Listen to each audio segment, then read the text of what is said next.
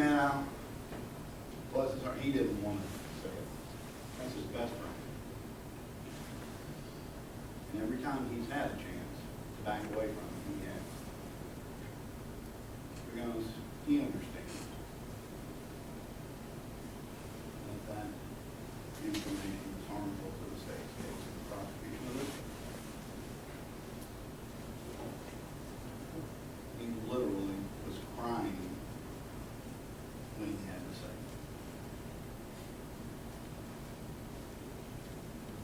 But he wasn't done.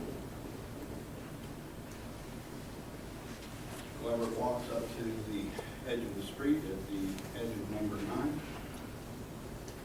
number 13, he's sweeping the yard, he's sweeping the street, he's sweeping the area, and you know what he's looking for. He's looking for those brothers. And if he finds them, he's going to kill them. Because that's what he told his good friend. His good friend's going, Brian, what are you doing? What are you doing?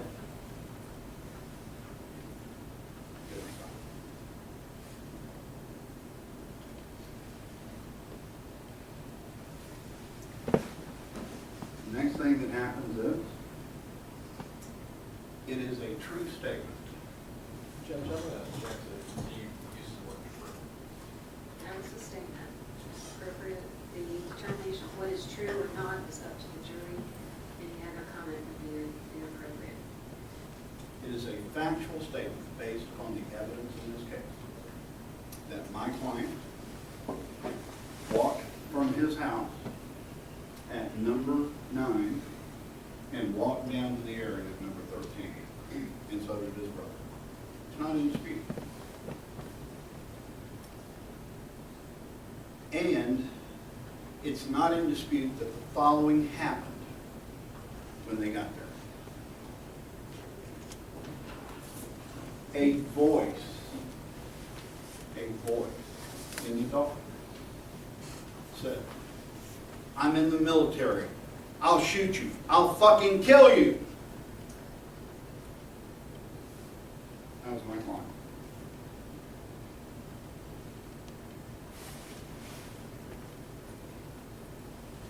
What was the response? Put your goddamn gun down! I'll shoot you! Put your gun down!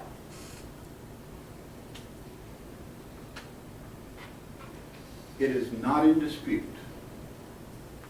that at that point in time, those two men were squared off with each other in the street in front of number 13 Aspen. Now, why were they there? That's for you to determine. But let me help you with a little math there.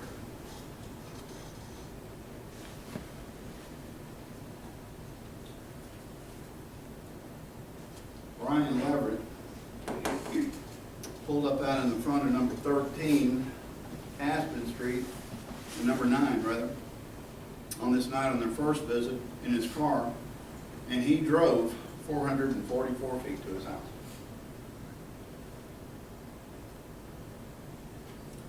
He came back a second time, another 444 feet to the same address. He left again and went back another 444 feet in that direction, back to his house. How do you know this to be the case? Because you heard investigator Robert Ryan tell you that he measured it. You saw the device he measured it with. And then lastly, he went 344 feet to this mailbox sitting right here in the front of number 13 Aspen Street.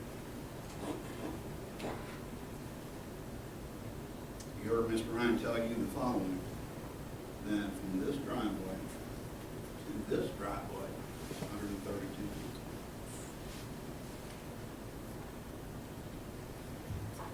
1,719 feet Mr. Leverett traveled that evening to get to that point out in front of that mailbox on number 13 Aspen.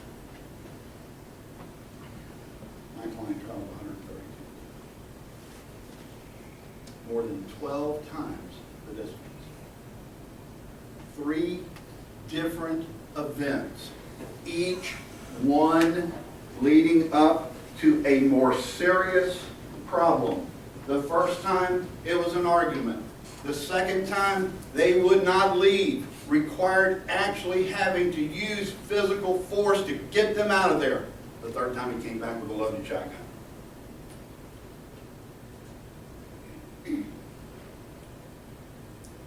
There has been a lot of debate in this case about whether or not the shotgun was fired.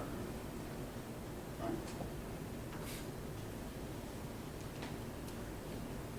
I believe the evidence says that it was, and here's the evidence in reference to it. But as I'm telling you this, I'm telling you the following. It doesn't matter. It doesn't matter where it's fired. We'll get to it in a second. Because it's only the circumstances that existed at the time whenever my client was looking down the barrel of a 12-gauge shotgun with a flashlight in his face that matters. Would a reasonable person under those circumstances believe that they had to use deadly force to defend themselves? Where the gun was fired, not so relevant. But let's talk about the gun.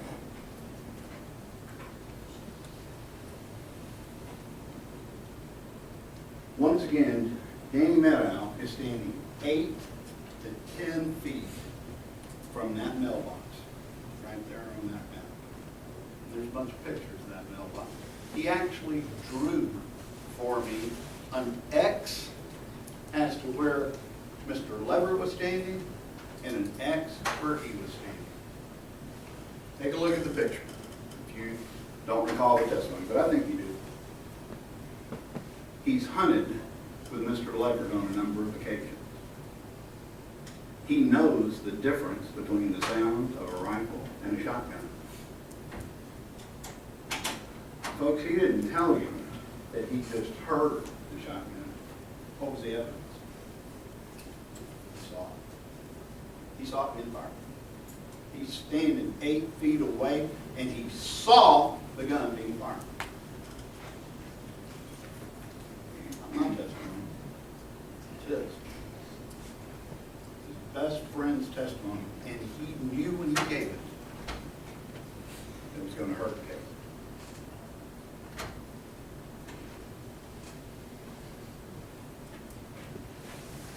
Justin Riley got hit with a machete and was in the back of the house. Did you recall his testimony about the shotgun? He heard Brian get off a shot. He knows the difference between a rifle and a shotgun. Why else? What other evidence in this case is there that in fact the gun was fired? Well, even though Investigator DeWeese and the Florida Department of Law Enforcement just simply would not answer the question that I posed to them about how many shots does a Winchester Model 1200 pump shotgun, how many shots does it hold with a plug-in, that they would not answer that question, never have to this day. You now know because I put an expert on the stand and told you. Held 3 shots. He did it at the Volusia County Sheriff's Office. And it's a pump shotgun, and he told you that it holds 3 shots, and the evidence from Investigator Luis was as follows, that whenever he did examine that gun, there was a shell in the chamber, there was one in the magazine, and the one in the chamber can't get there unless what? Somebody manually puts it. There's not a hunter on this planet that's going to go out and hunt with without a loaded gun. And I suggest to you, there's no one on this planet that's going to go out into a gunfight without their gun being loaded. Safety was off. 2 shells in it. Capacity for. Wayne Greenlaw told you that he thought he had been shot at. He told you he thought he saw a gun. Why wouldn't he see the gun? I suggest to you that if someone has a mag light pointed in your eyes, that you can't see anything behind that light.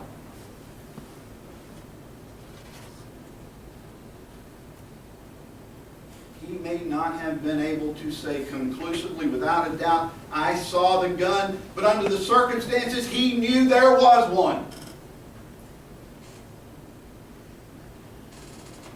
And he knew it because of the conversation they just got through having, and the fact that he was looking down the barrel of a gun, which he at this point in time couldn't see, but he could see that light in his eyes.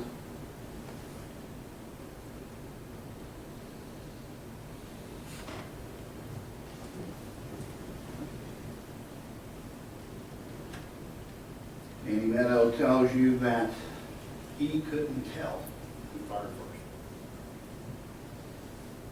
He took that part. Couldn't tell. There's one thing he knows. Good friend Brian never fired that. So where's the shell? I have no idea. I don't know. We're going to talk about that issues whenever we come back from break. But here's what I do know, and this is what the evidence suggests in this case. This is what you heard from the stand. That in fact that weapon was discharged. My client believed it was discharged. He thought he had been shot at. He testified he returned fire, and he was scared to death. And this is the question that's posed to you.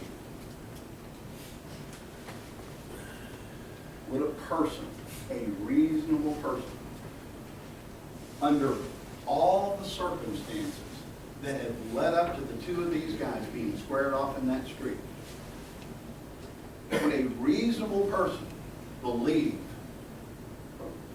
that they had to defend themselves with deadly force or they were going to die?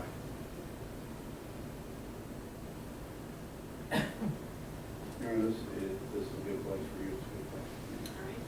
All right.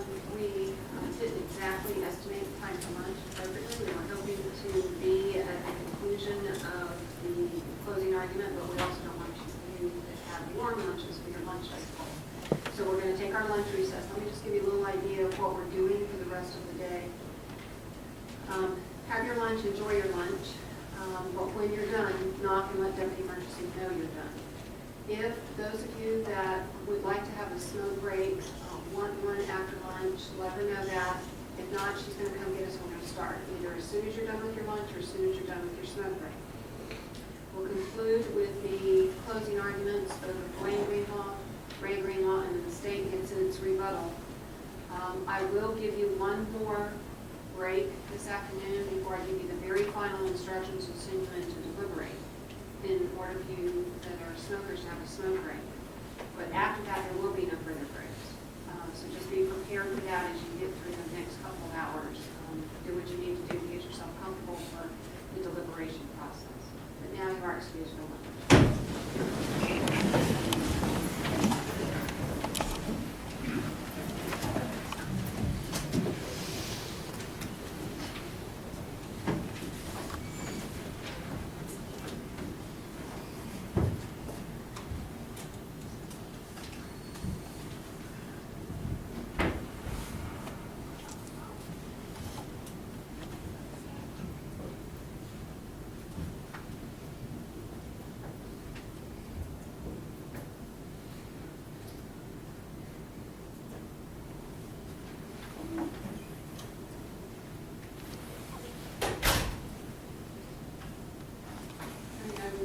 suggest council do a quick lunch, be back within 20 to 30 minutes, as I anticipate that may be when we have a knock, unless the smokers wish to have an additional smoke break.